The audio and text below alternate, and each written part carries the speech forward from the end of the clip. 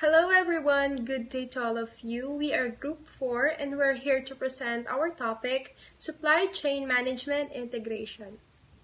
So first, let's talk about what is the supply chain integration. It is defined as supply chain integration can be defined as a close calibration, completed production within a supply chain, mostly with the application of shared management information systems. A supply chain is made from all parties that participate in the completion of a purchase, like the resources, raw materials, manufacturing of the product, shipping of completed products, and the facilitated services. So the term supply chain integration, this refers to the process of completing supply chain's production. So in a closed manner. So primarily through the use of those shared management information systems, those all parties involved in the execution of a purchase, such as what is given, like the resources, raw materials, manufacturing of the product, shipping of completed products, facilitated services. This was to enable those services that makes up a supply chain. So now that we have discussed the introduction of what is supply chain integration, now I will discuss to you the levels of supply chain management. There are different levels of supply chain integration. We will understand this with the help of an example of a computer manufacturing company. The initial step in integration shall include choosing precise merchants to supply certain inputs and ensure compliance for them for supplying a certain amount of inputs within the year at a set cost.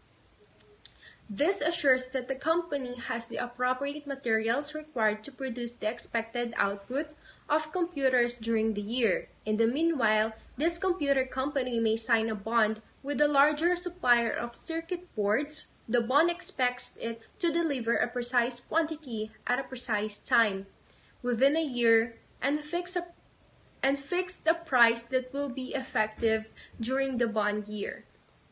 So here, there are many different types of supply chain integration. So one given example is the computer manufacturing company. So here, the initial step that is given here in the levels of supply chain management is the integration process, should be to select a specific merchants.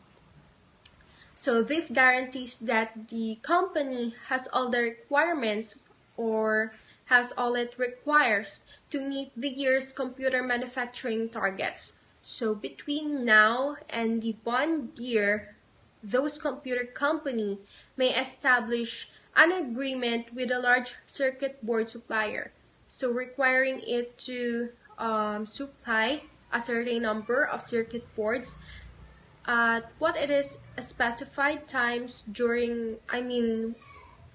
at specified times during the year, and to a set price that will be effective for the said bond year. So to continue to the next level of supply chain management, if we move to a higher level, the next step would be to integrate the companies more closely. The circuit board supplier may construct a plant close to the assembly plant and may also share production software. Hence, the circuit board company would be able to see how many boards are required in the upcoming month and can construct them in time, as the company requires them in order to meet its sales demand. So to discuss this, if we reach a higher level, the next step is to make the corporation more closely interwoven.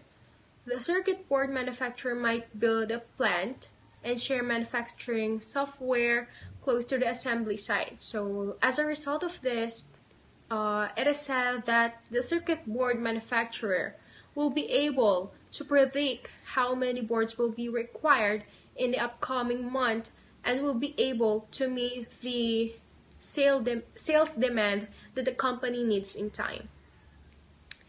A further higher level is referred to as a vertical integration. This level starts when the supply chain of a company is actually owned by a company itself.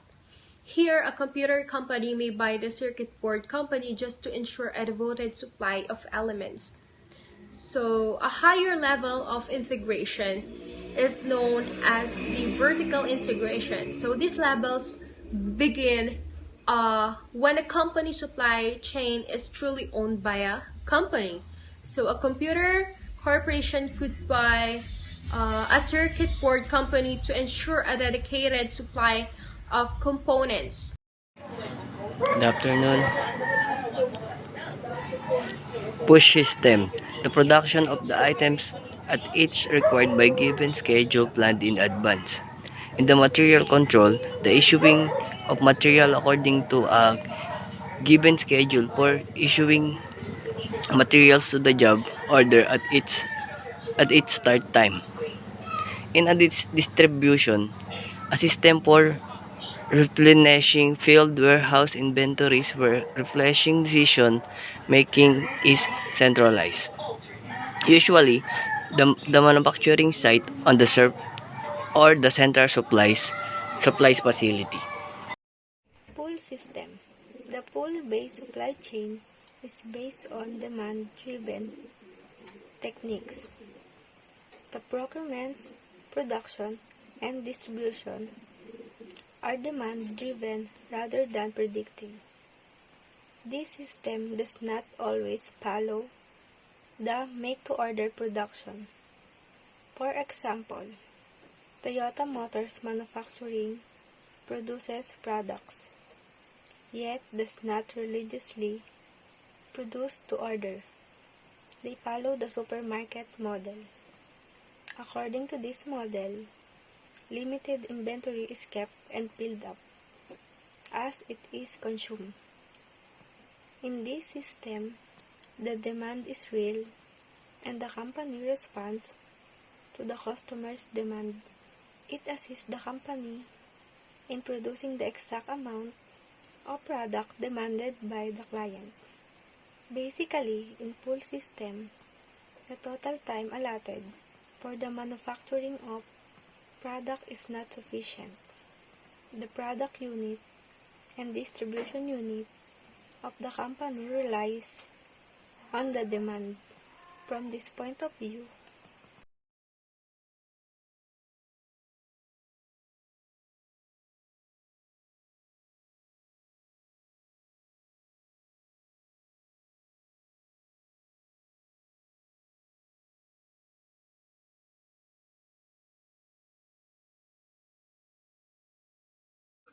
Pull and push system.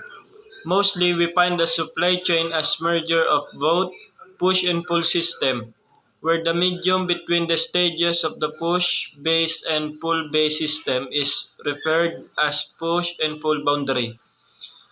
The terms push and pull were framed in logistic and supply chain management, but these terms are broadly used in field of marketing as well as in the hotel distribution business. To present an example, Walmart implement the push and pull strategy. A push and pull system in business represent the shipment of a product or information between two subjects. Generally, the consumers use pull system in the market for the goods or information they demand for their requirements, whereas the merchants or supplier use the push system toward to the consumer. In supply chain, all the level or stages function actively for push and pull system. The, the product and push system depends on the demand predicted and production in pull system depends on absolute or consumed demand. The medium between these two levels is referred as pull and push boundary or decoupling point. Generally, this strategy is recommended for products where uncertainty in demand is high. Further, economies of scale play a crucial role in minimizing production and or delivery costs. For example, few furniture industry use pull and push strategy. Here, here the production unit uses the full base strategy because it is impossible to make production decision on the basis on long-term prediction. Meanwhile, the distribution unit needs to enjoy the benefits of economy of scale so that the shipment cost can be reduced. Uses a push-based strategy. Sa isang push-based na supply chain, ang produkto ay itutulak sa channel mula sa produksyon hanggang sa mga retailer. Nangangahulugang ito na ang produksyon ay nangyayari batay sa pagtaya ng demand.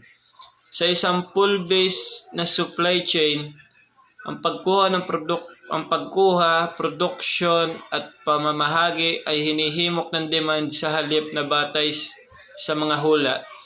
Ginagawa ang mga kalakal sa dami at oras na kailangan. Halimbawa, maaaring piliin ng isang kumpanya na mag-imbak ng tapos na produkto sa mga sentro ng pamamahagi nito upang maghintay ng mga order na humihila sa kanila sa tindahan. Maaaring piliin ng tagagawa na bumuo ng mga inventaryo ng mga hilaw na materyales, lalo na ang mga tumataas na presyo. Alam na magagamit nila ito para sa hinaharap na produksyon.